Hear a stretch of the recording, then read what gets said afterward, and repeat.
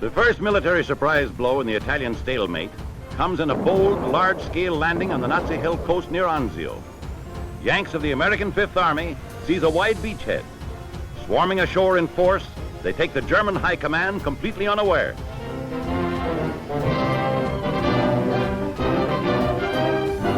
British units of the invading force come ashore from the fleet of landing craft to back up the American divisions. Nazi bombers meet a warm reception, but get over the target. Throughout the landing operations, the bombs rain down.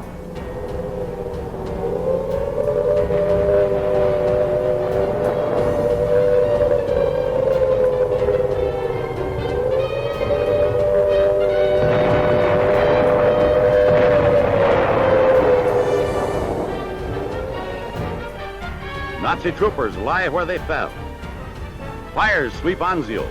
It is here that Nero fiddled while Rome burned. Now the Nazis try to turn the tables. Weapons, supplies, and men pour ashore until the beachhead becomes firmly established and a threat to Rome that puts Hitler on the anxious alert.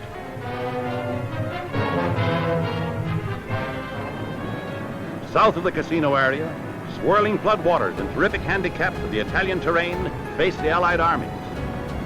Pontoon bridges are frequently swept away as calm rivers suddenly burst into roaring torrents. Engineer battalions struggle valiantly to keep communications open. There is no battle area anywhere where nature is more closely allied with the enemy than in Italy. The battle-hardened Yanks, supported by British artillery, continue to move up, exerting a constant pressure on the Gustav Line.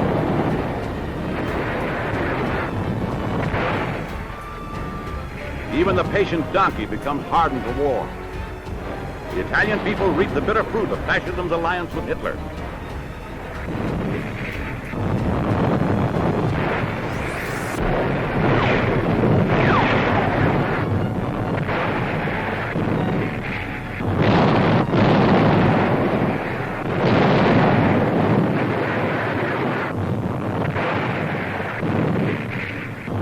Cameraman on the firing line films the famous American bazooka as it blasts a nearby Nazi pillbox.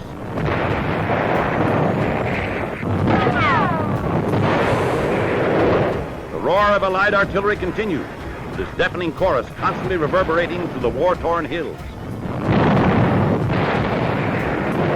German artillery checks its range from a water tower, so Allied engineers destroy it.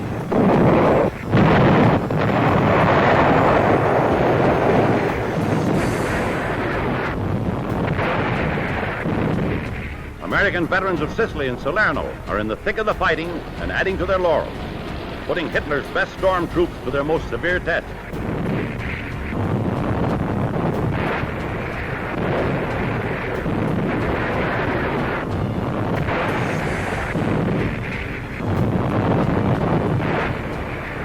These tough Nazis have had enough.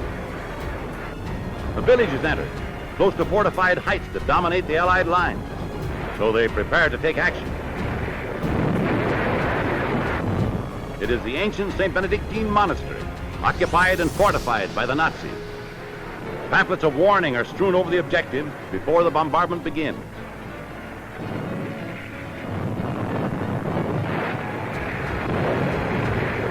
After due warning, the artillery gets the range. From those heights, the Nazis have shelled American and British troops for weeks, causing serious casualties.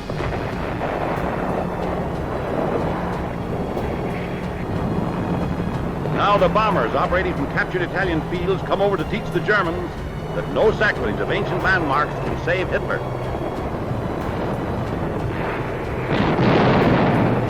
Enemy gun emplacements on the hills around Cassino are hammered without let-up, as the constant Allied pressure on enemy lines draws heavily on Hitler's reserves of men, his weakening air force, his oil, his armor, his munitions.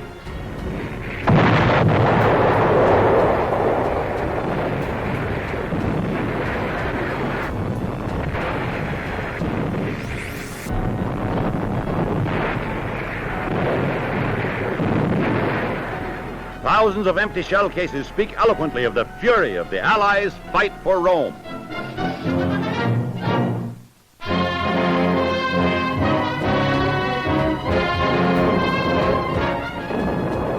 wildest winter in Russian memory fails to save the Nazi invaders as the Red Army smashes forward from Leningrad to Ukraine. Soldiers of Soviet Russia press on to the very borders of Latvia, Poland, and Romania with complete disregard of heavy Nazi shell fire.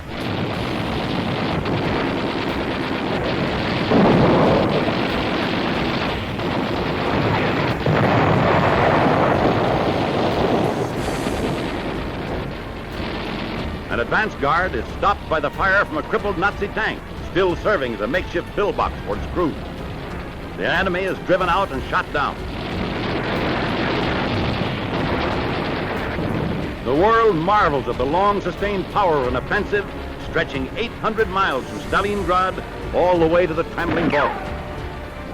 Frontline's casualties get immediate first aid by heroic nurses. German mechanized equipment is battered and abandoned from the Gulf of Finland to the Bug River. But Nazi strategy is to force the Russians to pay as heavily as possible in munitions and men for every mile reconquered.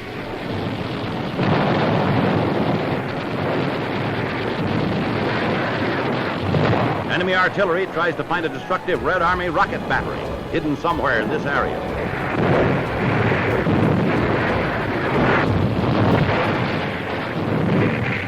Field Marshal Timoshenko watches the blasting of enemy positions.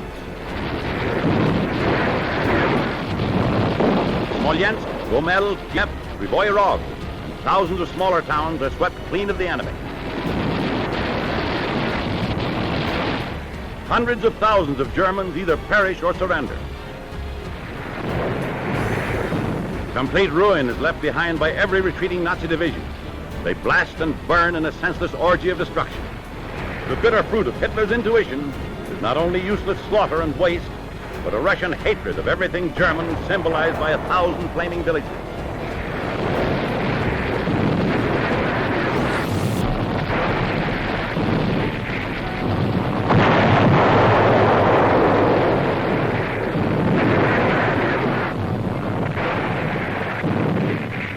Through the flame-lighted streets of a recaptured town, the Soviet tide floods on toward Poland and Romania, sweeping the shaken enemy before it, with never a let-up in months of fighting. Suicide squads of the German rear guard are encountered. There goes a grenade, and there goes a Nazi sniper. On the heels of the victorious army, Russian peasants straggle back into their devastated villages in pitiful groups. Everything lost: homes, personal belongings, and most of their men. The Red Army frequently gains from 10 to 15 miles a day, smashing great holes in the German positions from the Pripyat marshes to the Black Sea. The intense emotional joy of Russia's liberated people blinds them to scenes of destruction. Every soldier is a conquering hero. Homes may be aflame, but a woman kneels in thanksgiving. Everywhere, peasants weep for joy that the Nazis are beaten. Out of hiding comes a suffering people. A procession of Hitler's hoodlums passes under guard, mainly to protect them from an enraged people.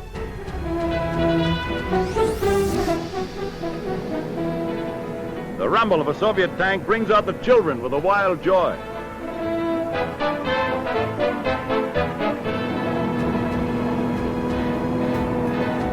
Every Russian soldier is decked with garlands and hailed for his courageous part in Russia's smashing offensive.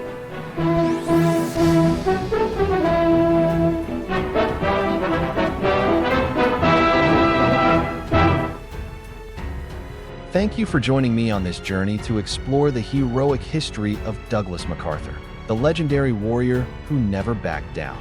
If you love stories using moving, inspiring characters like this, don't forget to like, subscribe, and turn on the notification bell so you don't miss the next videos.